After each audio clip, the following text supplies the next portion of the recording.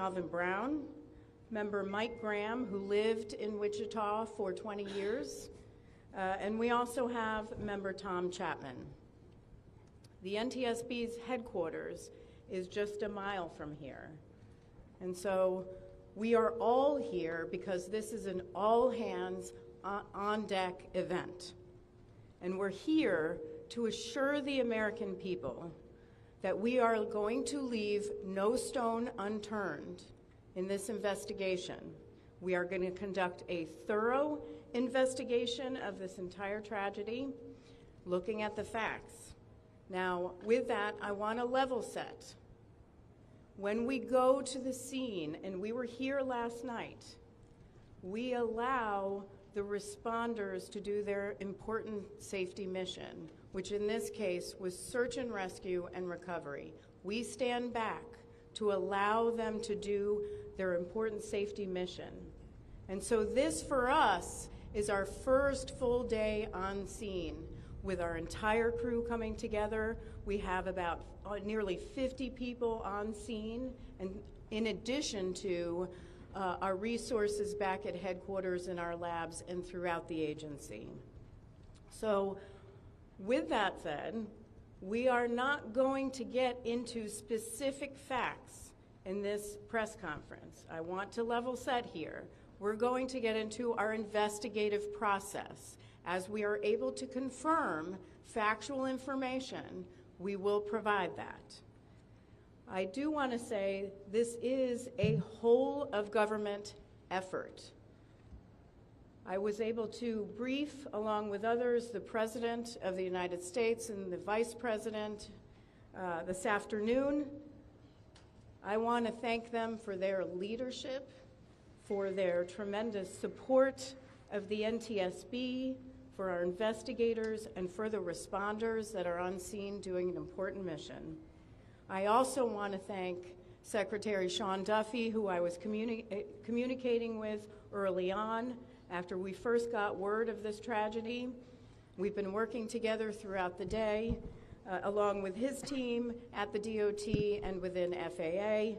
I also want to thank Secretary Pete Hegseth, who was also integral in working with us today. Chris Rochelot, the acting administrator of the Federal Aviation Administration. We've heard from many members of Congress on both sides of the aisle, and so I will say this is a tremendous, one more time, whole of government effort. I also want to take a moment and thank the many, many responders that have been on scene. It has been an incredible effort, and I will have a full list that I will provide, that we will provide tomorrow, but I do want to thank them for all their work. With that, I'm going to turn it over to Member Inman for additional remarks.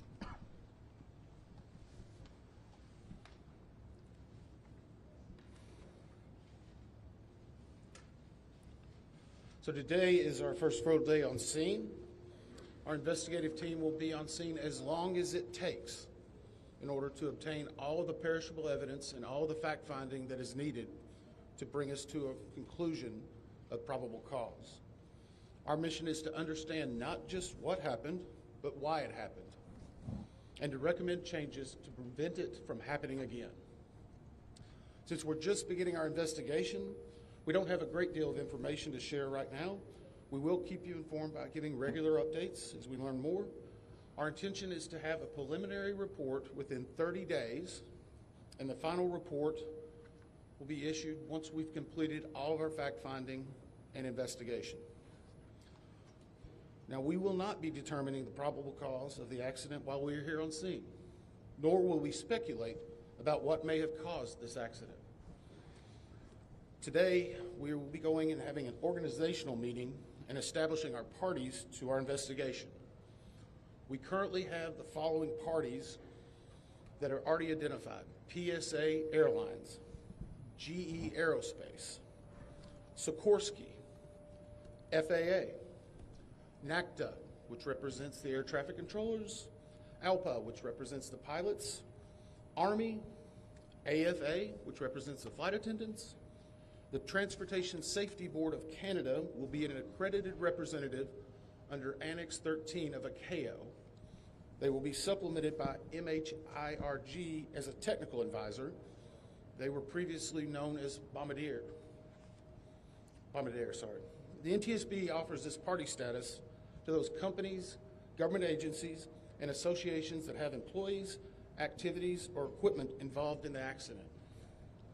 We offer that because they will provide technical expertise and relevant information supporting the development of the best possible factual record.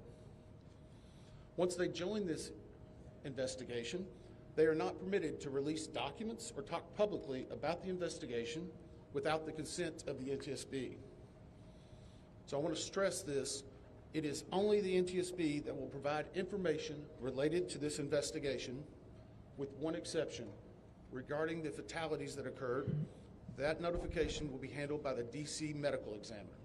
We will not be discussing fatalities or names. That will be handled by them as the proper authority. So we want to talk a little bit about our process. We will analyze the facts and determine the probable cause of the accident, and then issue a report of those determinations. I also want to talk a little bit about some additional people that are here with us, and they're very important to us, and that is our family assistance group. Later today, we will be briefing the families. We normally try to do this before a media event, but in this case, they're still arriving. Our family assistance specialists are already working closely with local officials and others to help assist them in their efforts to support everyone that's affected by this accident. And let me just reiterate what the chair said. A loss of life in an aviation accident is very unusual in the United States, and our heartfelt sorrow goes out to everyone that's affected. It affects us, it affects everyone around us. There are a lot of people hurting today. We will help find out what happened. We will do it factually, and we will do it accurately. As part of this, we are going to be standing up some specific working groups. Those working groups will be operations. They will be looking at the history of the accident flight and crew members' duties for as many days before the crash as appears relevant. We'll be forming a structures group, which will be the documentation of the airframe wreckage and the accident scene, including calculation of impact angles to help determine the plane's pre-impact course and altitude. We'll have a power plants group. They will do the examination of the engines and the engine accessories. We'll have a systems group. They will study the components of the plane's hydraulic, electrical, pneumatic, and associated systems, together with the instruments and elements of the flight control system. We'll have an air traffic control group. They will do reconstruction and review of air traffic control systems provided to and including acquisition of pertinent flight track surveillance information, what you might typically think of as radar or ADSB, along with controller pilot communications. We will also have a survival factors group. They will be doing the documentation of impact, forces and injuries, community emergency planning, and all crash and fire rescue efforts. Also, due to the unique nature of this crash, we will be having a helicopter group as well. Lastly, we will have a human performance group, and this will not be its own group. It will actually be a part of the operations, air traffic control, and helicopter groups. They will study the crew performance and all before the accident factors that might be involved in human error, including fatigue, medication, medical histories, training, workload, equipment design, and work environment. Now we're going to take a few questions, but I will again stress, we don't have a lot of information now. We will continue to gather that. We will try to release it as we can, but we will only talk about the facts of the case that we know right now. I'm going to ask, we'll call on a few people. I'm going to ask that you state your name and affiliation. James Matthews from Sky News. So we've heard from President Trump today talking about DEI hiring policies within the FAA and associating that with the cause of this accident. What do you say to that? Well, unfortunately, I didn't hear the remarks. I was briefing House and Senate members, but I believe, Chair, would you like to take that? As part of any investigation, we look at the human, the machine, and the environment. So we will look at all the humans that were involved in this accident. Again, we will look at the aircraft, we will look at the helicopter, we will look at the environment in which they were operating in. That is standard in any part of our investigation. I'll turn it back. Chair, can I ask you, has the flight data recorder been recovered yet? And what is the difficulty in a water disaster like this, which presents a very difficult environment for your investigators and the people out on the water? Well, the question was on the flight data recorders. And we have not recovered the flight data recorders yet. We know they're there. They are underwater. This is not unusual for the NTSB. We have many times recovered flight data recorders in water. We have our lab right here that is about a mile from the NTSB, so it's not unusual. And once we get those, we'll be able to get those read and information from them to be able to provide further information to you. I'm going to turn it back over to Member Inman. Hey there, Sir. Tyler Henry with CBS News. Earlier today, Defense Secretary Pete Hegseth said a mistake was made last night. Based off of you all's initial investigations and preliminary findings, have you all been able to tell whether this was human error or mechanical failure? The question was, is there been human error or mechanical failure? We don't know what we know just yet. We do not know enough facts to be able to rule in or out human factor, mechanical factors. That is part of the NTSB investigative process and where all of these groups will come together. It's one of the reasons why the NTSB is known as the gold standard. We will take the time that's necessary, but I'd also like to reiterate, if we find something that is a significant issue that warrants immediate action, we will not hesitate to make those recommendations and make them public. We have a good track record on that, and we want to continue doing so. Sir. Hello, Sir. Tom Costello with NBC News. Does it hurt your investigative process, maybe for the chairman, does it hurt your investigative process to have the president already suggesting possible causes here as you try to keep an open mind and begin this investigation? Tom, with all due respect, I think the press also likes to state what probable cause is before we get to the probable cause. So what I'm going to say is you need to give us time. You need to give NTSB, it's not that we don't have information. We do have information. We have data. We have substantial amounts of information. We need to verify information. We need to take our time to make sure it is accurate. That's best for you. That's important for the families. It's important for legislators who are seeking answers to try to figure out what they're going to do about this. And so it will take time. We do have a lot of information, but we need some time to verify that.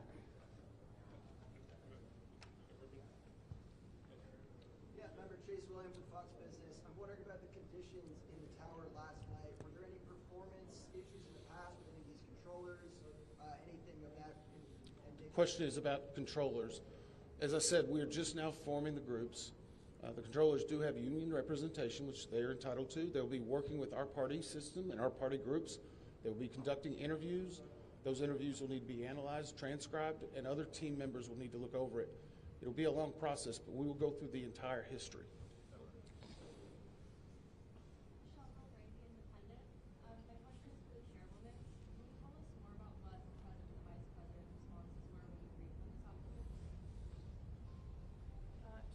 So the question was about my briefing for the president and the vice president. As is standard, we offer briefings on our process and what we know, and this was a briefing with the president and vice president and with Secretary Duffy and Secretary Hegseth and also the acting administrator of the FAA. There was discussion on what we know so far and our process, and that was about it. Madam Chairwoman, Stephanie Ramos with ABC News. Similar to Tom Costello's question, the president has stated what may have caused the crash, stating common sense. Does that affect your progress at all at this early stage? Yeah, so the NTSB, we conduct an important safety mission where we take a very careful approach I'm sorry, the question was on speculating during investigations, which is we often hear about. What I will say is we look at facts on our investigation, and that will take some time. And at some point, we'll be able to provide that factual information, as Member Inman said, and provide that hopefully tomorrow. Hang on a second. Dave Shepardson from Reuters. Have you been able to retrieve the black boxes from the helicopter? Has the military decided whether they're going to read those to the Ntsb? And what about the ATC tapes? Have you guys been up? So the question was about black boxes, which are referred to as black boxes, which are typically orange. We have not recovered any of the boxes involved yet. We feel comfortable and confident that we will be able to. Right now, recovery of life is probably most important in those that were involved. I mean, there are still ongoing recovery efforts involving the fatalities involved, along with some debris is coming out as well. We will make sure that that perishable evidence is maintained. We have a great process for that. We will probably have more than one black box, so to speak. It's our understanding that the Sikorsky helicopter is equipped with some form of recording devices, and those will be read either by the DoD or by us. We have a good starting relationship with them, and we've already made agreements in order to be able to do that. So I feel comfortable in what we're going to be doing. The other question was about air traffic control. We received a very large package of information from the FAA at about 3 a.m., I believe, this morning. That is still being reviewed and analyzed. I would say there's a lot more information that usually comes in that than what you may find online and people might speculate about. And that is part of that overall process where we take the time to get the information correct and to make sure all the parties are engaged and involved and can fact check that information. One. Gabe Cohen from CNN. Can you tell me if the NTSB has reviewed this FAA internal report that has been cited by the New York Times indicating that the controller that was on duty at the time of the crash was doing a job that's usually done by two people? We have not reviewed any specific reports about the controllers at this time, at least from the leadership team. Our investigators are continuing to pull all that information. Their personnel records, their files, where they were at, whether they were fatigued, all that information will be part of that investigative process. But right now we can't speculate on anything that may have been reported in the media until we get the opportunity to validate and understand how it impacts the investigation. We're going to take just a few more questions. Sir?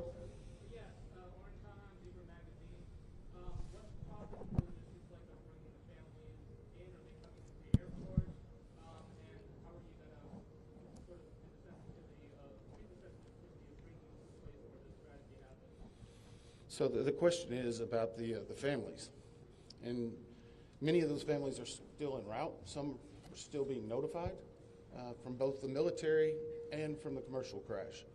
There is a family assistance facility that's being stood up by American and PSA Airlines in Bethesda, Maryland. They've already been working on that, standing it up. Our team from our disaster assistance team has also been coordinating with them. We plan on briefing them. It is customary that at some point, if the families wish to go to part of the accident site, that we would arrange such a thing, but it will only be when we know that it's safe, we have the correct perishable evidence, and we can do it in the proper modesty that should be for those family members. It will be a little bit of a process, but it will take some time. Sir, to follow up on the air traffic control. No. Sir, are you? I know that Mary Ellen Fargo with these news now. We've heard from some witnesses that they saw people come down the slides of the plane. Has there been any indication that people made it off the plane if they wanted? Well, again, we will not speak to the fatalities. The D.C. medical examiner will, but I think the D.C. fire chief this morning very succinctly said correctly that we believe there are no survivors. Was there off the plane? Like, did they even get out of the plane? Last question. So, hang on one second. Right now, we're going through the debris fields. Nothing we've seen would indicate that maybe slides or chutes were deployed. It was a very quick, rapid impact, but we've seen nothing in that regard so far from the evidence we had, but we still need to verify all of that information. One more question? Jeff Cook, ABC News. Go ahead. Jeff Cook, ABC News. What do you know about the altitude of the helicopter at the moment of impact? And can you talk about the procedures for such helicopters in that area? The question was about the helicopter procedures. And in D.C., it's kind of a unique environment. We've been getting briefed more and more by the FAA. I'm not an air traffic control specialist, but they're actually helicopter zones, if you will, or tracks. And this one was transiting, I believe, from track 1 to 4 as part of their normal procedure. If you live in D.C., you see a lot of helicopters going down into this area. So there's a very well-defined system in that regard. As far as altitude, until we get the additional information, we can't validate or basically corroborate any of that until we get more of the electronic data and the data that's on the plane. I do want to clarify one question that also came about cell phones. You know, in today's age and time, a lot of electronics and other devices do contain a lot of different information. We've found on a number of our accidents that we actually are notified through a smartphone that may sense that. As part of our process, we will obviously treat all of the effects of the deceased with dignity. We are already starting to pull that information together. If we feel that it's necessary to find or pull some of that information, we will work with the families and make sure we do it in a manner that's respectful for them and their privacy. But right now, we don't have any plans specifically on that amount, on that area until we need to. Thank you very much. Thank you very much.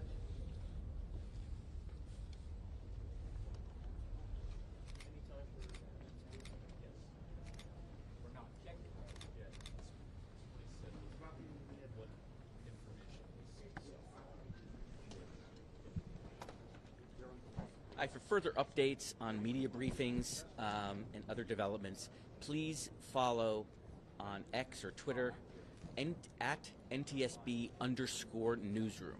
That's where press briefings will be announced. If it's not announced on NTSB Newsroom, that means we are not having one. Oftentimes there are other press conferences during the day, but only NTSB press conferences will be announced on at NTSB_. I hear you. As far as we know, this will be the location for the briefings tomorrow, at least. Nothing today that we know of. If we do have information, we will either tweet it out on Newsroom as we speak, or we'll include it in tomorrow's briefing. Sure. It's NTSB board member Todd Inman. TODDIN is in Nancy, M is in Mary, AN. And it's NTSB board chairman Jennifer, regular